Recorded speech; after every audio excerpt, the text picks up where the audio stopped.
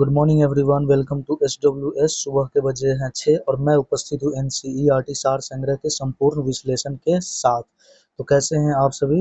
I hope आप सभी अच्छे होंगे। मेरी बातों को केवल ध्यान से सुनिए और क्वेश्चन को देखिए। हमेशा प्रयास कीजिए मुझसे पहले आंसर लगाने की, आपको सब कुछ याद हो जाएगा, ठीक है।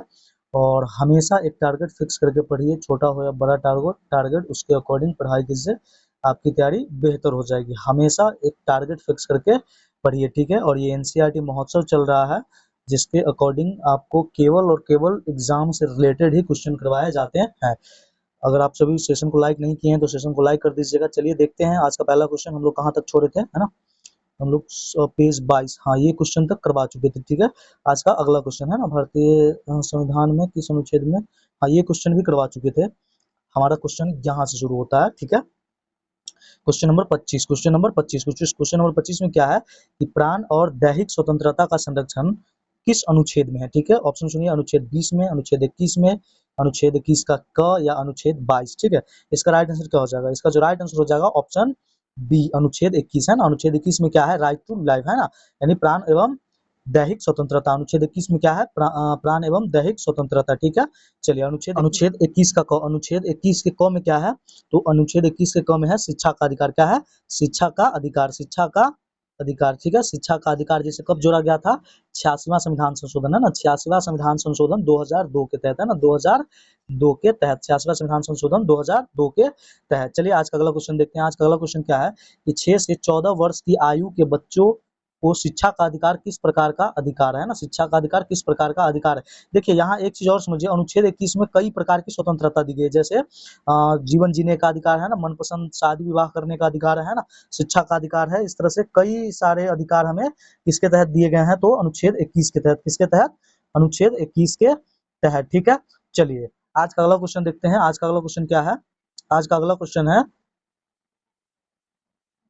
आज का अगला क्वेश्चन है 6 से 14 वर्ष की आयु के बच्चों को शिक्षा का अधिकार किस प्रकार का अधिकार है? ऑप्शन सुनिए, क्या मूल अधिकार है अनुच्छेद 21 का क, या विधिक अधिकार है, या राजनैतिक अधिकार है, संवैधानिक उपचार। इसका राइट आंसर क्या हो जाएगा? इसका जो राइट आंसर हो जाएगा ऑप्शन ए, ऑप्शन ए, मूल अधिकार है, अनुच्छेद 21 के क में डाला गया है, ठीक है। चलिए आज का अगला क्वेश्चन देखते हैं। आज का अगला क्वेश्चन क्या है? क्वेश्चन नंबर 27, बंदी प्रत्यक्षीकरण रिट जारी करने की याचिका कहाँ दायर की जा सकती है ना। बंदी प्रत्यक्षीकरण, मैं अभी जस्ट आपको 2 सेशन पीछे इसका संपूर्ण व्याख्या किया था। कितने प्रकार की रिट जारी की जाती है? 5 प्रकार की रिट। कितने प्रकार की रिट? 5 प्रकार की रिट जारी की जाती है, जिसमें से आज कौन सा रिट पूछ रहा है? बंदी प्रत्यक्षीकरण, ठीक है। कहाँ दायर की जा सकती है? क्या सर्वोच्च न्यायालय में? केवल सर्वोच्च न्यायालय में? नहीं। क्या केवल उच्च न्यायालय में? नहीं। क्या सर्वोच्च न्यायालय एवं उच्च न्यायालय दोनों में? बिल्कुल। इसका राइट आंसर क्या हो जाएगा? Option C. इसका राइट आंसर क्या हो जाएगा? Option C. आप दोनों में इसको दायर कर सकते हैं, ठीक है। या जिला न्यायालय? नहीं, केवल जिला न्यायालय नहीं होगा। इसका राइट आंसर क्या हो जाएगा? ऑप्शन सी, ठीक है। आज का आपका पहला क्वेश्चन है कि कितने प्रकार की रीट सुप्रीम कोर्ट जारी कर सकती है। आज का आपका पहला होमवर्क क्वेश्चन है, ठीक है।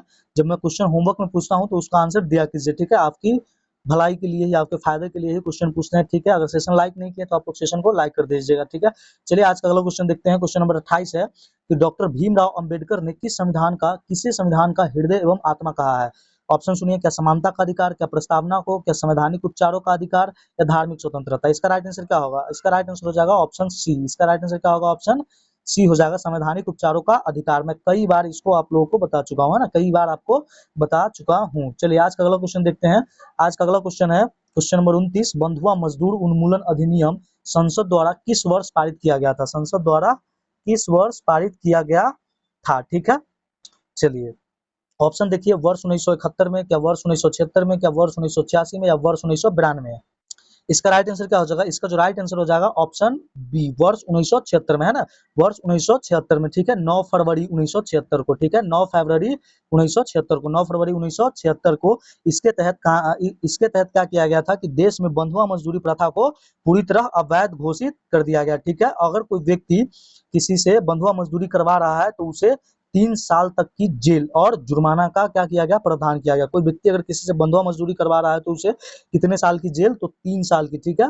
3 साल की, 3 साल की जेल, 3 साल की जेल और कितने जुर्माना, है ना। और 3 साल की जेल तो होगी ही, लेकिन उसके साथ और क्या किया जाएगा? जुर्माना भी उससे लिया जाएगा, ठीक है। और यह अनुच्छेद 23 के तहत, अनुच्छेद 23 के तहत इसे प्रभावी बनाया गया। अनुच्छेद 23 में क्या है? तो बाल श्रम, है ना, या जबरन श्रम पर रोक, है ना, जबरन श्रम, ठीक है। चलिए आज का अगला क्वेश्चन देखते हैं। आज का अगला क्वेश्चन क्या है? आज का अगला क्वेश्चन है हमारा कि आज का अगला क्वेश्चन क्या है, क्वेश्चन 30। राज्य के नीति निर्देशक तत्वों का उल्लेख संविधान के किस भाग में है ना, राज्य के नीति यानी कि डीपीएसपी है ना, डीपीएसपी संविधान के किस भाग में है, तो भाग 4 में है, भाग 4 में। डीपीएसपी किस में है, भाग 4 में। डीपीएसपी किस में है, भाग 4 में है, ठीक है। और आर्टिकल यानी अनुच्छेद आपसे पूछे तो अनुच्छेद कितना है, अनुच्छेद 36 से लेकर के 51 तक, 36 से लेकर के 51 तक, अनुच्छेद 36 से लेकर के 51 तक क्या है, डीपीएसपी। 36 से लेकर के क्या है, 51 तक डीपीएसपी है, ठीक है। और यह लिया कहाँ से गया है, तो यह लिया गया है आयरलैंड से। कहाँ से लिया गया है, आयरलैंड से लिया गया है। कहाँ से लिया गया है, आयरलैंड से लिया गया है, ठीक है। तो इसका राइट आंसर क्या हो जाएगा, ऑप्शन बी भाग 4 में, ऑप्शन बी भाग 4 में। देखिए अगर आप कहिएगा तो मैं इसका सारे आर्टिकल लिखवा दूंगा, ठीक है, आर्टिकल 36 से लेकर के 51 तक। देखिए समय तो लगेगा ही, बट क्या करूं, मैं आपको लिखवा देता हूं। चलिए देखिए, सबसे पहले समझिए, यहाँ अनुच्छेद क्या है, अनुच्छेद 36 से लेकर के 51 तक है ना, 36 से 51, ठीक है। अनुच्छेद 36 से लेकर 51। सबसे पहले समझिए आर्टिकल 36 में क्या है, ठीक है।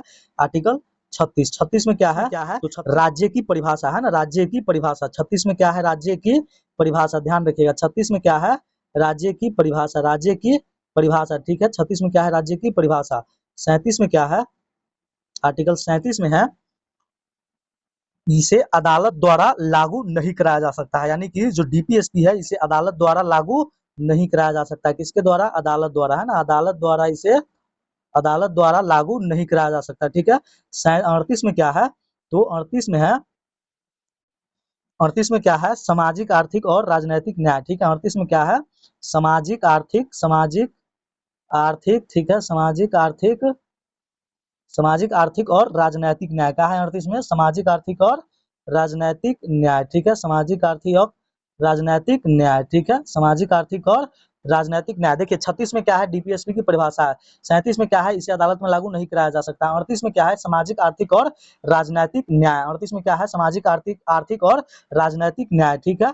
39 में क्या है, तो 39 में है समान न्याय। क्या है, समान न्याय, क्या है, समान न्याय, ठीक है, समान समान न्याय, ठीक है, समान न्याय। समान न्याय का मतलब क्या है, 39 के जैसे एक में आपको एक चीज है कि महिला और पुरुष के लिए यानी समान कार्य के लिए समान वेतन, समान कार्य के लिए समान वेतन। 39 का एक सब आर्टिकल भी है, उसको ध्यान रखिएगा, काफी इंपॉर्टेंट है। 39 का ए, ठीक है। 39 के में क्या है, कानूनी सहायता है ना, यानी फ्री कानूनी सहायता है ना, फ्री कानूनी सहायता, फ्री कानूनी सहायता, ठीक है, फ्री कानूनी सहायता, ठीक है, फ्री कानूनी सहायता, ठीक है। 39 के में क्या है, फ्री कानूनी सहायता। उसके बाद 40, आर्टिकल 40 में क्या है, तो आर्टिकल 40 में है ग्राम पंचायतों का गठन। अनुच्छेद 40 में क्या है, ग्राम पंचायतों का गठन, ठीक है, ग्राम पंचायतों का गठन, ठीक है, ग्राम पंचायतों का गठन, ठीक है।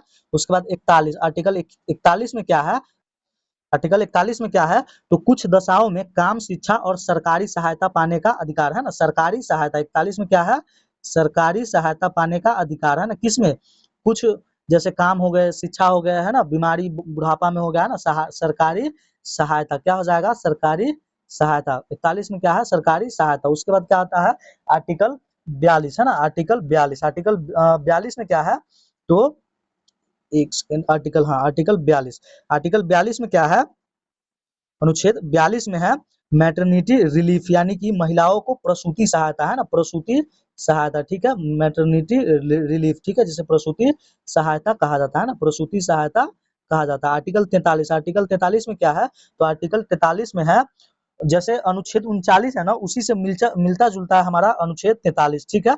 मजदूरों के लिए उचित वेतन है ना, मजदूरों के लिए उचित वेतन, ठीक है, उचित वेतन, ठीक है, उचित वेतन इसमें है आर्टिकल 43 में, ठीक है।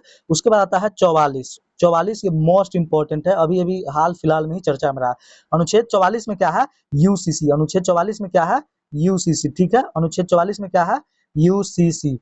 और यहाँ देखिए आर्टिकल 43 मैंने इसका सब आर्टिकल छोड़ दिए हैं, जैसे 43 का ये हो गया उद्योग के प्रबंधन में मजदूरों की भागीदारी, और 43 का बी यहाँ पे मैं लिख देता हूँ, मैं छोड़ू क्यों है ना, 43 का बी जब समय ही लग रहा है तो लिख देता हूँ। 43 के बी में क्या है, सहकारी समिति।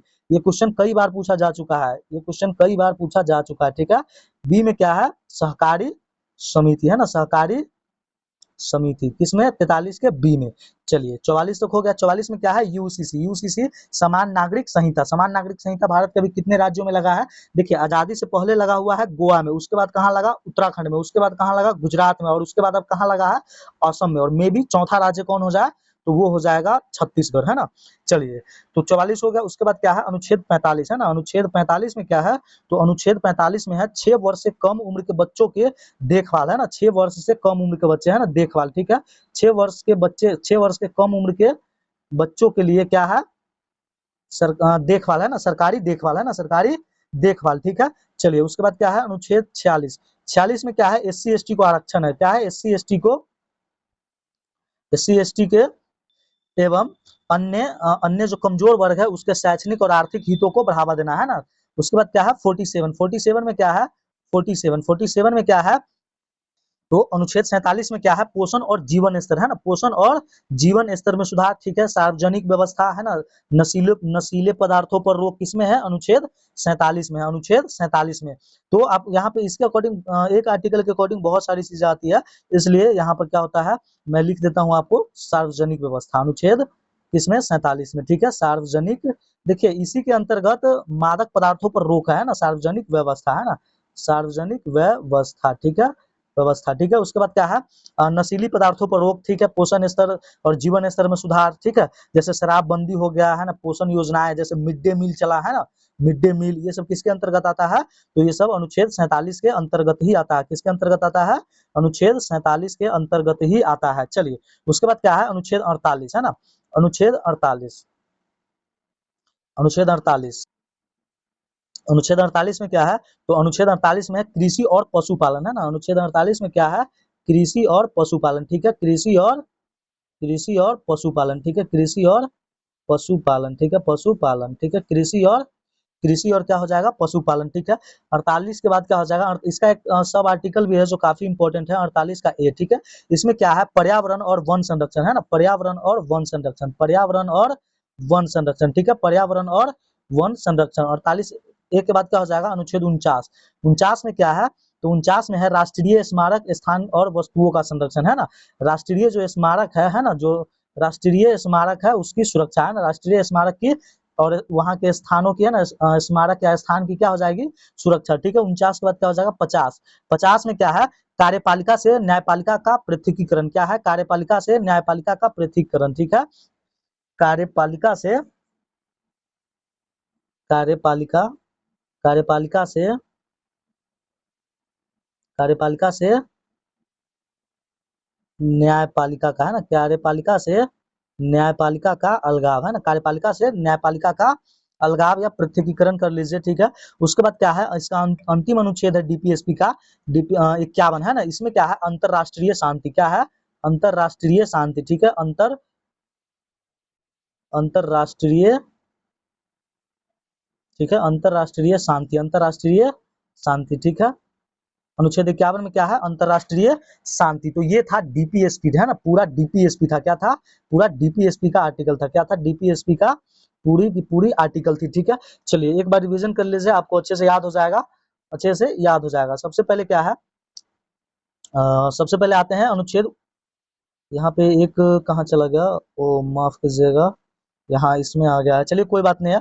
सबसे पहले समझिए अनुच्छेद 36। अनुच्छेद 36 में क्या है, परिभाषा। 37 में क्या है कि डीपीएस, मैंने 36 में क्या है, डीपीएसपी की परिभाषा। 37 में क्या है कि डीपीएसपी अदालतों में, अदालतों के द्वारा लागू नहीं किया जा सकता, है ना, अदालतों द्वारा लागू नहीं करवाया जा सकता। उसके बाद क्या है, अनुच्छेद 38। अनुच्छेद 38 में क्या है, सामाजिक, आर्थिक और राजनैतिक न्याय। अनुच्छेद 38 में क्या है, सामाजिक, आर्थिक और राजनैतिक न्याय। 39 में क्या है, समान न्याय, है ना, 39 में क्या है, समान न्याय, ठीक है, समान न्याय। 39 एक में क्या है, कानूनी सहायता। 39 के ए में क्या है, कानूनी सहायता। देखिए इसके और भी सारे बहुत सारे सब आर्टिकल है, जैसे 39 के एफ में हो जाएगा, आपको क्या हो जाएगा, समान कार्य के लिए समान वेतन, है ना, महिला और पुरुष के समान कार्य के लिए समान वेतन। अनुच्छेद 40 में क्या है, ग्राम पंचायतों का गठन। 41 में क्या है, सरकारी सहायता। 41 में क्या है, सरकारी सहायता। देखिए सरकारी सहायता से क्या तात्पर्य है, जैसे कुछ दशा, जैसे काम, शिक्षा और सरकारी सहायता पाने का अधिकार, जैसे बुढ़ापा में, बीमारी में, जैसे पेंशन मिलता है ना, बुढ़ापा में क्या मिलता है, पेंशन मिलता है, सरकारी दवा मिलती है सरकारी अस्पतालों में, वो किसके अंतर्गत आता है, अनुच्छेद 41 के अंतर्गत, ठीक है।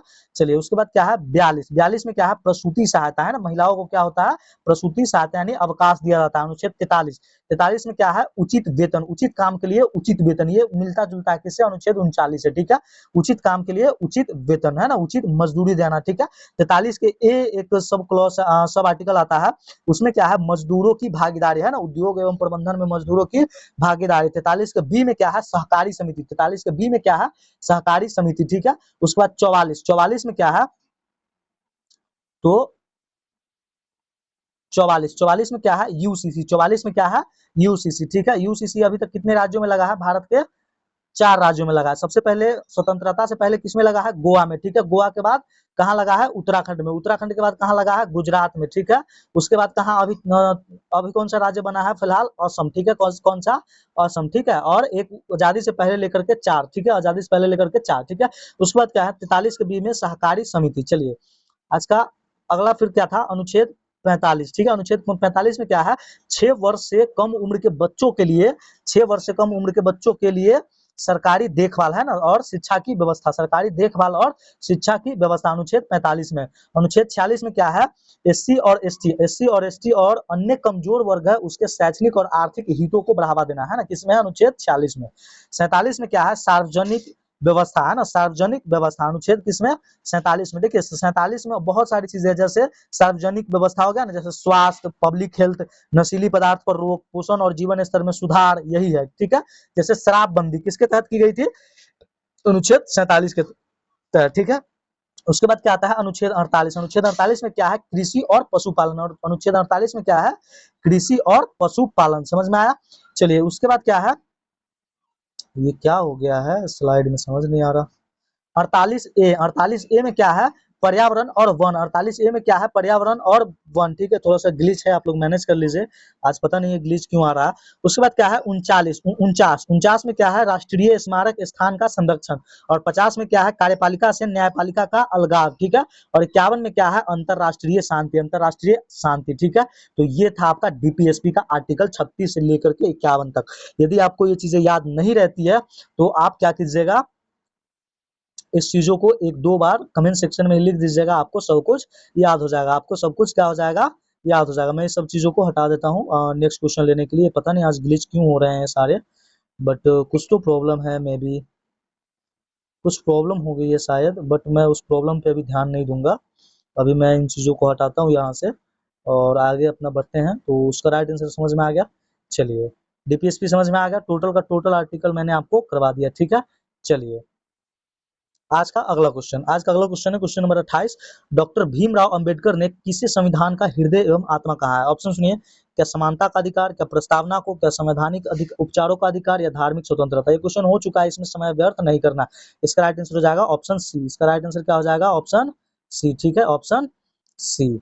चलिए आज का अगला क्वेश्चन देखते हैं। क्वेश्चन क्या है, क्वेश्चन नंबर 31। नीति निर्देशक तत्व किन अनुच्छेदों के अंतर्गत आता है। जस्ट अभी पूरी की पूरी इसके आर्टिकल को मैंने समझाया है। क्या अनुच्छेद 12 से 35 नहीं, 12 से 35 क्या है, 12 से 35 हो जाएगा मौलिक अधिकार, क्या हो जाएगा, मौलिक अधिकार। और अनुच्छेद 36 से 51 यही है हमारा डीपीएसपी है ना, डीपीएसपी, ठीक है।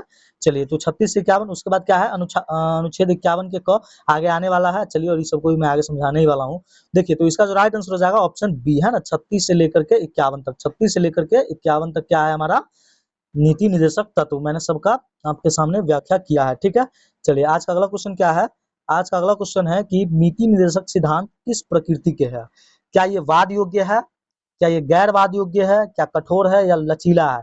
इसका राइट आंसर क्या हो जाएगा। इसका जो राइट आंसर आपको मैंने अभी जस्ट पीछे बताया है ना, पीछे बताया है। देखिए मैं आपको दिखाता हूँ,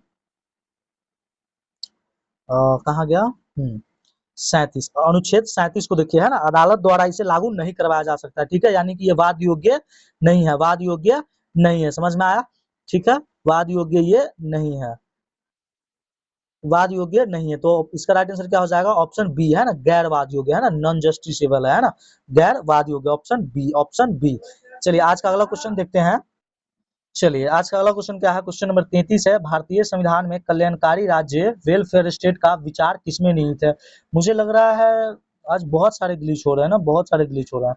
चलिए देखिए ऑप्शन सुनिए, क्या ये मौलिक अधिकार में जो अभी यहाँ जो आने वाला क्वेश्चन है ना, वो सभी क्वेश्चन का मैंने व्याख्या पहले ही कर चुका हूँ, आपको बहुत मजा आ रहा होगा क्वेश्चन को लगाने में, है ना। वेलफेयर स्टेट का विचार किसमें निहित है, क्या मौलिक अधिकार में, क्या राज्य के नीति निर्देशक तत्व में, प्रस्तावना में, 7वीं अनुसूची में। इसका राइट आंसर क्या हो जाएगा, इसका जो राइट आंसर हो जाएगा ऑप्शन बी। इसका राइट आंसर क्या हो जाएगा, ऑप्शन बी, राज्य के नीति निर्देशक तत्वों में। अभी तो व्याख्या किए हैं, चलिए आगे बढ़ते चलते हैं। क्वेश्चन नंबर 34 है कि ग्राम पंचायतों का गठन, है ना, ऑर्गेनाइजेशन ऑफ ग्राम पंचायत किस अनुच्छेद में वर्णित है ना। ऑप्शन ए अनुच्छेद 39, अनुच्छेद 40, अनुच्छेद 44 या अनुच्छेद 48। तो इसका राइट आंसर क्या हो जाएगा, ग्राम पंचायत का गठन किसमें है, अनुच्छेद 40 में, अनुच्छेद 40 में, ठीक है। 39 में क्या है, अभी जस्ट बताए हैं, समान कार्य के लिए समान वेतन। 44 में क्या है, यूसीसी। 48 में क्या है, पर्यावरण संरक्षण, है ना, पर्यावरण और वन का संरक्षण, ठीक है।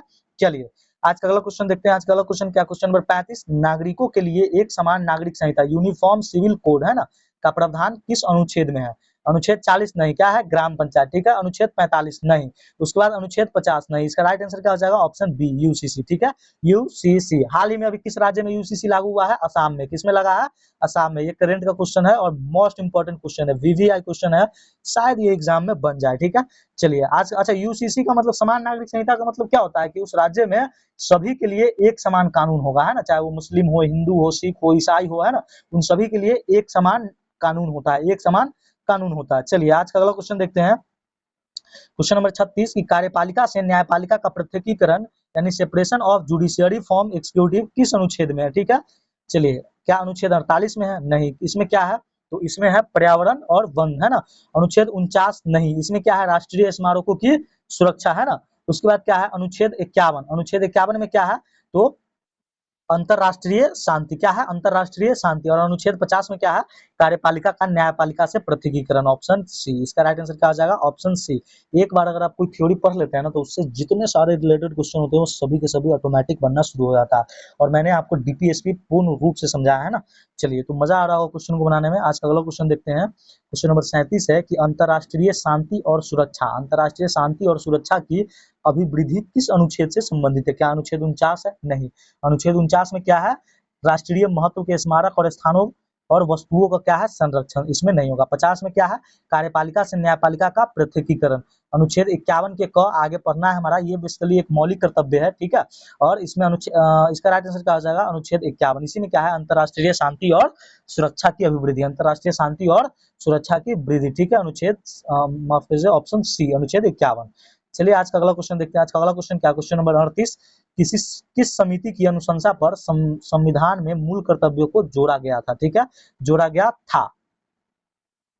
तो इसका राइट आंसर क्या होगा, ऑप्शन क्या, सरदार स्वर्ण सिंह समिति, क्या वर्मा समिति, क्या सरकारी समिति, या बलवंत राय मेहता समिति, ठीक है। देखिए सबसे पहले एक स्लाइड लेते हैं और आपको समझाते हैं। ये बात है 1975 के समय, है ना, 1975 के समय देश में शासन किनका था, इंदिरा गांधी जी का, है ना। और इसी समय पे एक आंदोलन भड़की थी, जेपी आंदोलन, है, जयप्रकाश आंदोलन, है ना, जयप्रकाश आंदोलन, बिहार की धरती से, है ना, बिहार की धरती से। इसके बाद क्या होता है कि काफी देश में काफी आक्रोश फैल जाता है ना, लोगों में, जनता में, है ना। जिसके बाद सरकारी जो चीजें होती है उन पे भी नुकसान, क्योंकि कॉमन सी बात है, अगर जब देश में कोई आग फैलती है ना, तो वो सरकारी संपत्ति का भी नुकसान करती है, बहुत सारी चीजें होती है। जिसके बाद क्या होता है 1976 में, है ना, 1900 एक समय आता है 1976, ठीक है, 1976। 1976 में एक समिति बनाई जाती है, सरदार स्वर्ण सिंह समिति, है ना, सरदार स्वर्ण सिंह समिति, ठीक है, सरदार स्वर्ण सिंह समिति, ठीक है, सरदार स्वर्ण सिंह समिति, ठीक है, सरदार स्वर्ण सिंह समिति, ठीक है, सरदार स्वर्ण सिंह समिति कब बनी थी, 1976 में ना, सरदार स्वर्ण सिंह समिति।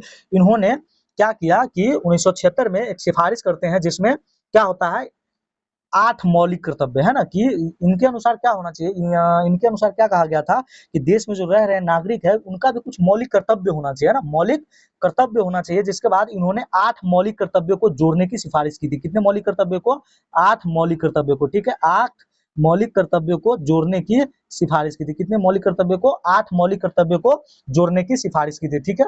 8 मौलिक कर्तव्य को जोड़ने की सिफारिश की थी, ठीक है। जिसके बाद क्या होता है कि वर्ष 1976 में ही 42वां संविधान संशोधन है ना, 42वां संविधान संशोधन 1976, 42वां संविधान संशोधन 1976 के तहत ही इसमें कितने मौलिक कर्तव्य जोड़े जाते हैं? 10 मौलिक कर्तव्य जोड़े जाते हैं। कितने मौलिक कर्तव्य? 10 मौलिक कर्तव्य, यानी कि फंडामेंटल, कितने फंडामेंटल ड्यूटी को जोड़े जाते हैं? 10 को। लेकिन सरदार स्वर्ण सिंह ने कितने मौलिक कर्तव्य की सिफारिश की थी? केवल 8 फंडामेंटल ड्यूटी की, यानी कि मौलिक कर्तव्य की, ठीक है। और इसमें एक मौलिक कर्तव्य बाद में प्लस किया था, +1 मौलिक कर्तव्य किया आता है कब? 86वां संविधान संशोधन है ना, 86वां संविधान संशोधन 2002 के तहत, 86वां संविधान संशोधन 2002 के तहत इसमें एक और मौलिक कर्तव्य जोड़ा जाता है। ये जो सरदार स्वर्ण सिंह समिति है, यह 12 सदस्यीय समिति थी। कितने सदस्य? 12 मेंबर इसमें थे। कितने मेंबर थे? तो इसमें 12 मेंबर थे सरदार स्वर्ण सिंह समिति में। कितने मेंबर थे? 12 मेंबर थे। और इन्होंने क्या किया था? कितने मौलिक कर्तव्यों को जोड़ने की सिफारिश की थी? 8 मौलिक कर्तव्यों को। कितने मौलिक कर्तव्यों को जोड़ने की सिफारिश की थी? 8 मौलिक कर्तव्यों को। लेकिन जोड़ा कितने मौलिक कर्तव्य गए थे? 10 मौलिक कर्तव्यों को जोड़ा गया, ठीक है। बाद में जाकर के 86वां संविधान संशोधन 2002 के तहत एक और मौलिक कर्तव्य जोड़ा गया। उसके बाद ये कितने मौलिक कर्तव्य बन गए? 11 मौलिक कर्तव्य बन गए। कितने मौलिक कर्तव्य बन गए थे?